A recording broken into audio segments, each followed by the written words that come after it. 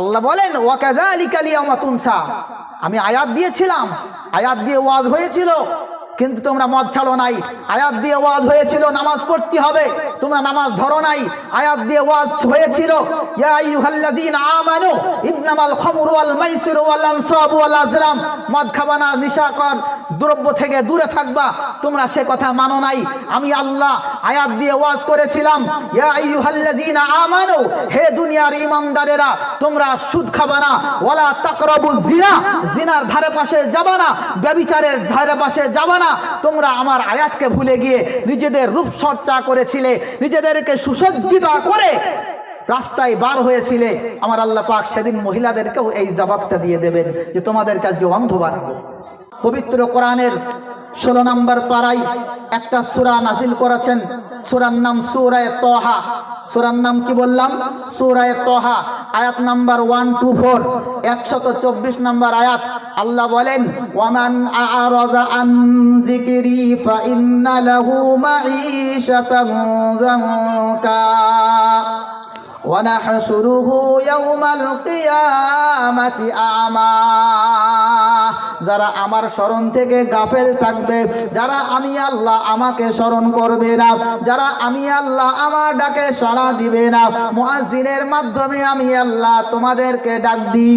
ও বান্দারা শোনো, যারা যারা আল্লাহর কোরআনের বাণী শোনো রে ভাই, এদিকে ওদিকে তাকাতাকি করো না, উঠাউঠি করো না। আল্লাহর কোরআনের শোনার তৌফিক আবার আগামীকাল নাও হতে পারে। এবার এরা শুনে নাও, আমার আল্লাহ জানালেন যারা যারা আল্লাহর কোরআনের দিকে আসো না, আল্লাহর হুকুমের দিকে যারা যারা আসো না, আল্লাহ পাকের স্মরণ যারা করো না, তাদের অবস্থাটা কি হবে আমি আল্লাহ তাআলা জানালাম। তাদেরকে আমি আল্লাহ তাআলা কিয়ামতের দিন দুইটা শাস্তি দেব, একটা দেব দুনিয়ার জমিনে, আর একটা দেব আখিরাতে। দুনিয়ার জমিনে কি শাস্তি দেব? আমার আল্লাহ বলে ওমান আ'রাযা আন যিকরি ফাইন্না লাহু মাঈশাতান যানকা। এক নম্বর শাস্তি হচ্ছে তাদের জীবনটাকে আমি সংকীর্ণ থেকে আরো সংকীর্ণতম বানায় দেব। জীবন চতুর্দিক থেকে আপনাকে চেপে ধরবে, আপনার রোগ আপনাকে চেপে ধরবে, আপনার আত্মীয় স্বজনেরা, পরিবার পরিজনেরা আপনার উপরে অত্যাধিক চাপ দিবে।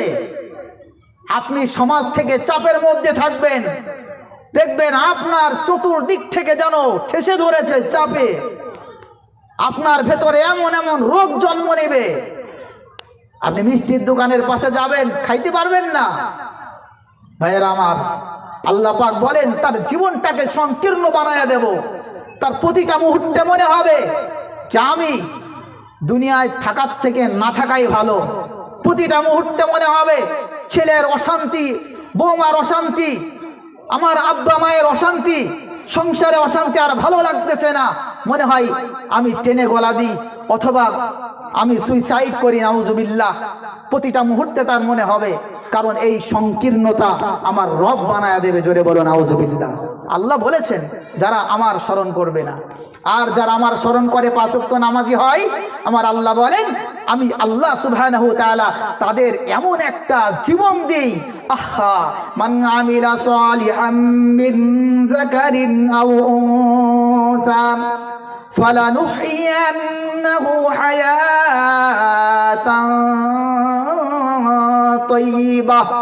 আমি আল্লাহ পাক বলে দিলাম, পুরুষ হোক চাই নারী, যারা যারা নেক আমল করে, আমি আল্লাহ আমার কথা শোনে, আমার অবাধ্য হয় না, আমি আল্লাহ তাদেরকে নেক হায়াত দিয়ে দিই, যেই হায়াতের মধ্যে থাকে বরকত, যেই হায়াতের মধ্যে থাকে রহমত, যেই হায়াতের মধ্যে থাকে মাগফিরাত, যেই হায়াতের জীবনের মধ্যে থাকে মজা, যেই জীবনের মধ্যে থাকে আনন্দ, যেই জীবনের মধ্যে থাকবে সকলের সাথে সুসম্পর্ক, এমন নেক হায়াত আমি আল্লাহ তাদেরকে দিই যারা কিনা আমি আল্লাহ আমার ইবাদত উপাসনা করে আমাকে খুশি করবে। জোরে বলেন। তাহলে এমন জীবন পাইতে হলে আল্লাহর ইবাদত করার দরকার আছে না নাই? তাহলে আগামীকাল সকাল থেকে ফজরের নামাজ পড়বো না তো ইনশাআল্লাহ? কথা বলেন, বলেন পড়বো ইনশাআল্লাহ। হ্যাঁ, এরপরে আসুন, এরপরে আমার আল্লাহ সুবহানাহু ওয়া তাআলা কি বলতেছে দেখো। 1 নম্বর শাস্তি তো জীবন সংকীর্ণ, আর 2 নম্বর শাস্তিটা কি? ফাইন্না লাহু মাঈশাতান যানকা ওয়া নাহশুরহু ইয়াওমাল কিয়ামাতি আ'মা ওয়া নাহশুর হাসারা ইয়াহশুরু হাসরান, যার অর্থ হচ্ছে জমা করা। আল্লাহ বলেন আমি কিয়ামতের দিন তাদেরকে জমা করব এমন অবস্থায়, ওয়া নাহশুরহু ইয়াওমাল কিয়ামাতি আ'মা, কিয়ামতের দিন অন্ধ থাকবে, অন্ধ হয়ে যাবে, 2 চোখ অন্ধ হয়ে যাবে। আজকে যারা এই দুনিয়ার চোখ দিয়ে গুনার নজরে কারোর দিকে তাকায়, দৃষ্টিপাত করে কোনো অপর পর মহিলার দিকে, তাদের অবস্থাটা খারাপ হবে কি হবে না? তাদের কিয়ামতের দিন চোখ থাকবে না। যে মেয়েরা কোনো ভালো ছেলের দিকে খারাপ কুদৃষ্টিতে তাকায়, আল্লাহ পাক বলেন তার চোখ আমি ছিনায়া নেব। কিয়ামতের দিন চোখে কিছুই দেখতে পাবে না। ওয়া নাহশুরহু ইয়াওমাল কিয়ামাতি আ'মা, কিয়ামতের দিন অন্ধ বানায়া দেব।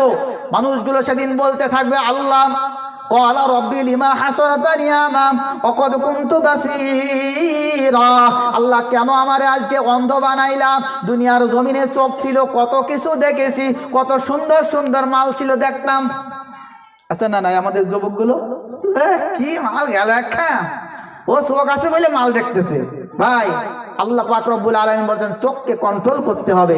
এই কথাটা কার? জোরে বলেন আল্লাহ। এজন্য ভাইয়েরা আমার, 1 নম্বরে আমাদের নসিহত হলো চোখটাকে কন্ট্রোল করতে হবে, দৃষ্টিটাকে সংযত করতে হবে। অপর মহিলার দিকে খারাপ নজরে দেখা যাবে না, যাবে না, যাবে না। আর নিজের অঙ্গকে দেখানো যাবে না। আল্লাহ পাক বলেন কিয়ামতের দিন অন্ধ বানায়া দেব। সেদিন মানুষগুলো কি বলতে থাকবে জানেন? ক্বালা রাব্বি লিমা হাসারতানি আ'মা, আল্লাহ কেন অন্ধ বানাইলা?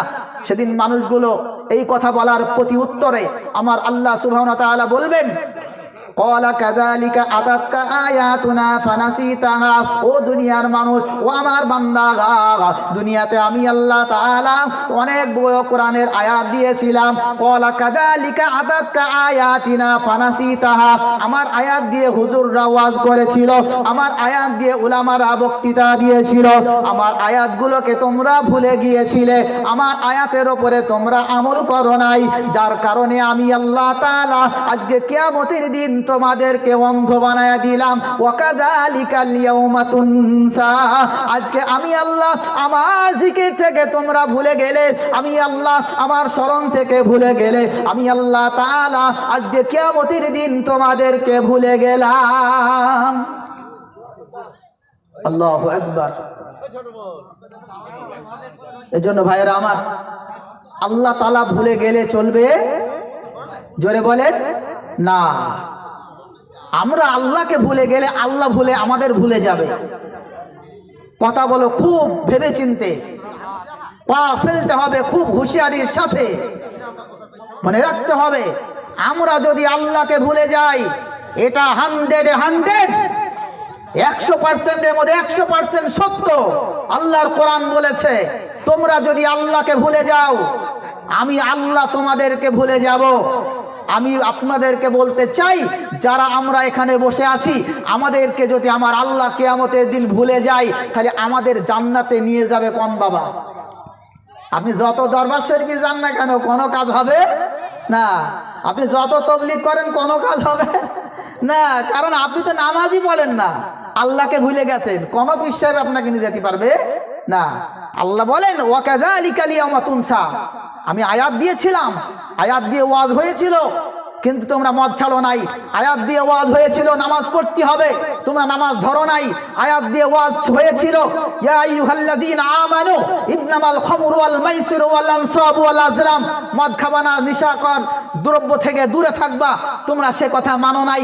আমি আল্লাহ আয়াত দিয়ে ওয়াজ করেছিলাম ইয়া আইয়ুহাল্লাযীনা আমানু, হে দুনিয়ার ঈমানদারেরা, তোমরা সুদ খাবা না, ওয়ালা তাকরাবুজ জিনা, জিনার ধারে পাশে যাবা না, ব্যভিচারের ধারে পাশে যাবা না। তোমরা আমার আয়াতকে ভুলে গিয়ে নিজেদের রূপচর্চা করেছিলে, নিজেদেরকে সুসজ্জিত করে রাস্তায় বার হয়েছিলে। আমার আল্লাহ পাক সেদিন মহিলাদেরকেও এই জবাবটা দিয়ে দেবেন যে তোমাদের কাছে অন্ধ বানাবো। এজন্য আমার মায়েদেরকে বলতে চাই, ভাইদেরকে বলতে চাই, সকলকে বলতে চাই, নজর হিফাজত, 5 ওয়াক্ত নামাজ, তাই আল্লাহকে স্মরণে রাখা যাবে। 3 নাম্বার হচ্ছে পর্দা। পর্দা করার দরকার আছে না নাই? আজকে আমার মায়েদের মধ্যে পর্দা নাই বললেই চলে। পর্দা নাই নাই নাই, 100-এর মধ্যে 99% পর্দা নাই। 1% মানুষ পর্দা করে কি করে না, কোন রকম হালকা পাতলা একটা ওন্না ফেলে দিয়ে থুয়ে দেয়।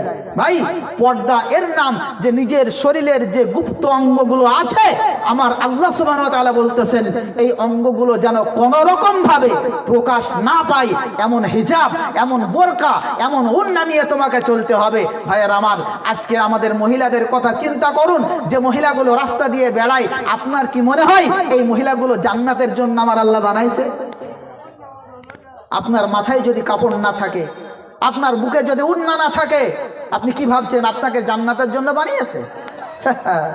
আল্লাহ পাক রব্বুল আলামিন বলতেছেন, অকরনা ফি বুয়ুতিকুন্না ওয়ালা তাবাররাজনা তাবাররুজাল জাহিলিয়াতিল উলা। আর মাত্র 3 মিনিট ওয়াজ করব, শোনেন।